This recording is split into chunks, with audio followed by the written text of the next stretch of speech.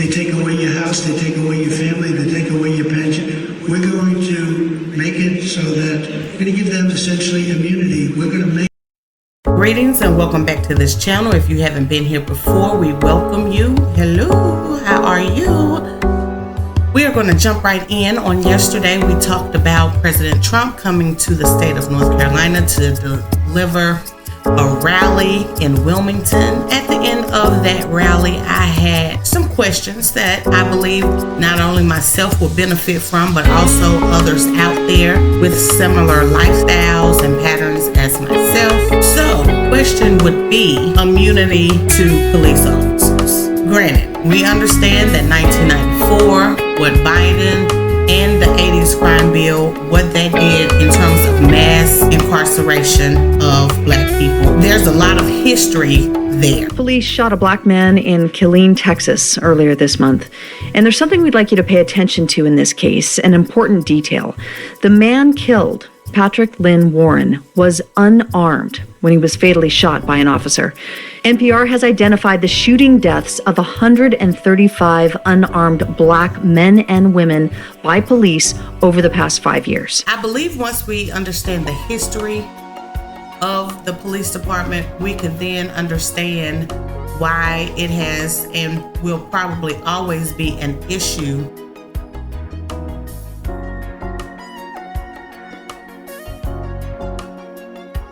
Something you said just at the top of that answer, that the 15 officers were involved in more than one shooting. How does that happen? It happens, Rachel, when officers are allowed to stay on the force after even one shooting and stay on the street. Look, it's no secret that police officers have a dangerous job, but being involved in a deadly shooting is unusual. I spoke with Peter Scharf. He's a criminology professor at Louisiana State University and studies use of force among police officers. It's rare for police officers involved in any shooting, that the vast number of police officers are never involved in a fatal use of deadly force. But I found in one case a Detroit officer involved in 5 shootings. 2 were on duty and 3 were off duty. And each time he was exonerated, including his last shooting in 2017, when he fatally shot an unarmed 19-year-old who crashed a car into a building and ran. After that shooting, Rachel, one of the first people the officer called was his union steward. Earlier this year in New York, it was all over the news where immigrants fought the police and the police did absolutely nothing. Because they were what? Federally protected. Had black Americans laid a finger on an officer or pretty much even thought of doing that to an officer, it would have been justifiable for those people by the hands of police officers. If there had been foundational black America, had we done that, it would have been an entirely different story. I'll do you one better. If black Americans would have went to Washington and caused that type of damage, there would have been bodies laid all over the lawn, all over the steps, all over the mall. So we have to call an ace and a spade, but had black Americans put their hands and brawled with the police, it would have been a different story. But let's get back. Let's just take a look at this clip and we'll come back and discuss it further. Police officers from all over the country for 9 days now responding to these demonstrations and these protests nationwide. But did you know there was a time when we as a country, America, did not have an organized police force anywhere in the entire country? So let's go beyond the headline this morning and take a look at the history of the police force in America.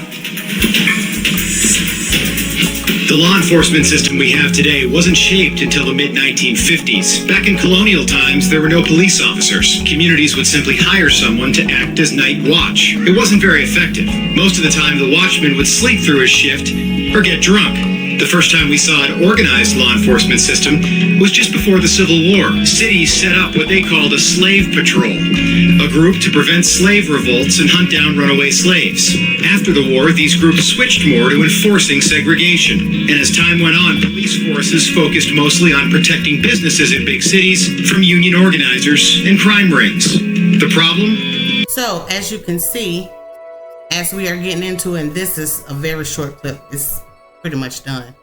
As you can see, the history and the purpose of policing was to catch slaves. This was the mentality, this was the foundation, this was the nucleus of the police department. And there were only slaves that were hunted when this force was to catch anyone who was enslaved trying to get away. Secondly, in the beginning, there was no need for it. Police forces were controlled by local politicians. In 1929, President Hoover created the Wickersham Commission to look at how effective law enforcement was nationwide. The results of that commission led to the creation of independent police precincts that were separate from political parties and are more similar to what we have today. Over the years, even after slavery ended, you had the war on crime with Nixon. Once that segregation ended, because let's think about it, during segregation, dogs and nightsticks and water hoses was placed on Black people. So the police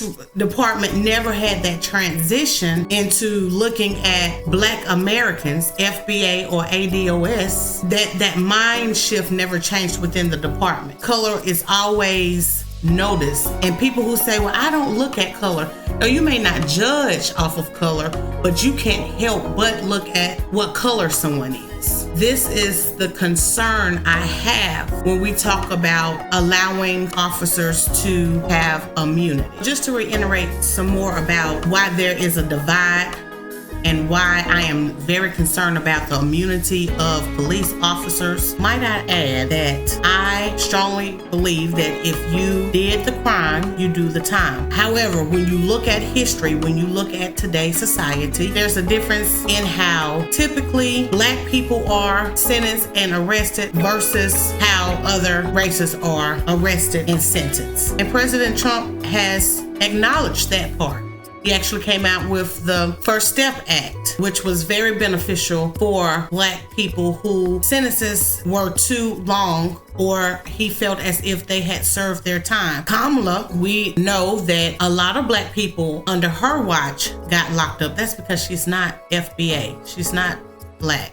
She is an East Indian. However, that's irrelevant to this conversation, but she locked up a lot of Black people for nonviolent crimes. She locked up parents whose children had a valid excuse for staying out of school. So we have to deal with a lot of issues. President Trump knows this. If there is a sniper, most of those snipers, Black people or Black men, it's very, very rare. I believe that there was an incident years ago where there were 2 Black snipers. When we speak of massive unaliving people, where assailants are going into schools, banks, blase events, these people, although they have unalived so many people and have caused chaos and destruction, 9 times out of 10, those people are able to come out of that situation. And what I mean is they're able to walk out of that situation.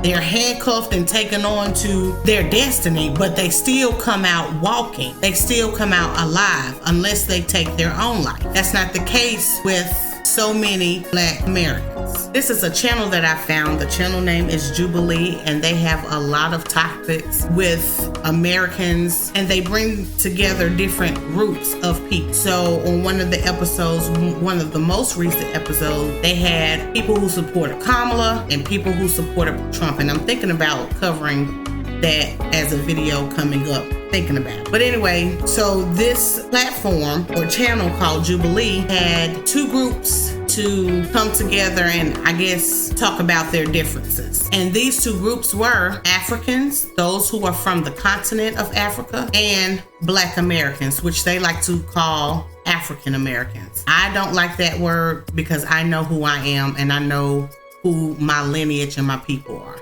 But just for the sake of this video, one group was African, those who came from the continent, and the other group are what America calls African American, which again, I don't like that word, but let's dive in. I trust law enforcement. It's the question. I have a thing to say. All right, can the disagreeer step forward?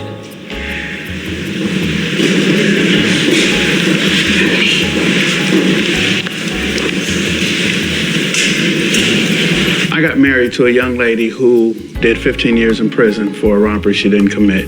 I myself was incarcerated for 6 months for a burglary that I couldn't have committed because I was in prison. So in 1987, I'm doing 19 months in prison. When I came home in 1988, I was given a burglary charge and I had to sit 6 months. And the judge did not kick it out because there's no way I could have done it. He kicked it out because they didn't serve me the warrant while I was in prison. So I don't trust them. They lie and they do things and it affects our people. So many people I know who have been wrongfully arrested, wrongfully convicted, and they actually lie on the stand. So there's no trust. As you guys know, I am from Richmond, Virginia. It was the capital of the Confederate. And let's just keep in mind the age differences. So the gentleman we just heard, he is a Black American. His lineage is here. He looks to be older. He looks to be like maybe in his 60s, late 50s, 60s. And he's giving an account. So that had to have taken place in like maybe the 60s, or he was born maybe in the late 60s.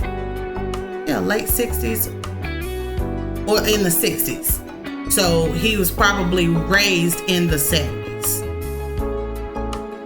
So this gentleman we're getting ready to hear now is from Africa, and his name is Prosper. So let's listen to his experience. Been brutally abused by the police there. Like personally, I was at the river on the 4th of July. I don't smoke. I don't do none of that. The police come and arrest me because I look like a drug dealer. Like they arrested me. What? The stereotype. Then when I was in high school, my senior year, my father went to jail over a car accident. And I was left alone at 17 years old. I was grateful. One of my teachers took me in and raised me. I try to stay away from the police as much as possible. First of all, they're human beings, and I think that just because you put a badge on doesn't magically bewitch you with integrity and a desire to actually help the people around you. I think a lot of times police culture comes from police families. It comes from legacy lines and this whole culture about stuff. I mean, I don't trust them any more than I would trust any other person. They haven't earned that necessarily, especially not as an institution in its purest form. I think it's necessary, but they have a lot of living up to that to do and to make up for if they're going to be trusted. I've seen law enforcement here on social media and seeing how... Just to bring up a point that he just made, it would be great if the police had a complete reform, because that mentality, that systematic hatred and racism, we can't ignore that it's not there. I have so much evidence, and deep down, most Americans know. Now, whether you feel like it should be like that, where there should be this type of treatment to other Americans who have put in that work, or maybe you feel like it's not just. There are a lot of factors to this racism, and it's something that we're still fighting today. We're able to go to the moon. We're able to, within 20 years, we've come so far, so fast with technology and the ability to pay our bills without putting a stamp on an envelope. We have evolved so quickly and so rapidly, yet still we are still fighting against systems that should not be in place. And that's my question, with all of this evidence and history that you know of, it's undeniable, it's undisputable. How can you just allow police officers to have immunity? That's not fair. Not when we have the type of history that we have in America and what this country was actually built on. I love this country. This is my country. But I cannot afford to ignore the reason why I love this country. Being profiled, or, you just hate someone because of the color of their skin. What person, unless you're in very tight groups and circles, what person is going to just actually admit to hating another race of people or another lineage of people? All the protected groups out there, no one dies the way that Black Americans die, in the way of being killed at the hands of hate. There's no other group. We need police. I did a video earlier this year. We need police. It's very important, but we need the system to be reformed. We have to get rid of these generational thoughts, what you are taught in the home, and a lot of these mentalities have been passed on from one generation to the next, to the next generation, to the next, and we're here. And so the reform part has got to change. It has to be unbiased, it has to be neutral, it has to be fair. But how many more killings will it take? That's my question. Moving on to the last video that I want to show before I wrap this video up. President Trump did something about a week or so ago that made me admire him even more, because he went to an event of the National Black Journalists Association where Kamala Harris was supposed to be there too. And I admire him for going into the lion's den, because you have still a lot of diehard Democrats in the black community that don't like him. For whatever reason, they just don't like him. The news have pretty much and put a spell over a lot of people, and I did a video on that too. So you guys got to check out my videos, because I come with some facts. I bring the truth, and it's always, or most times, it's from a different perspective. But he went to this association, and there were two ladies.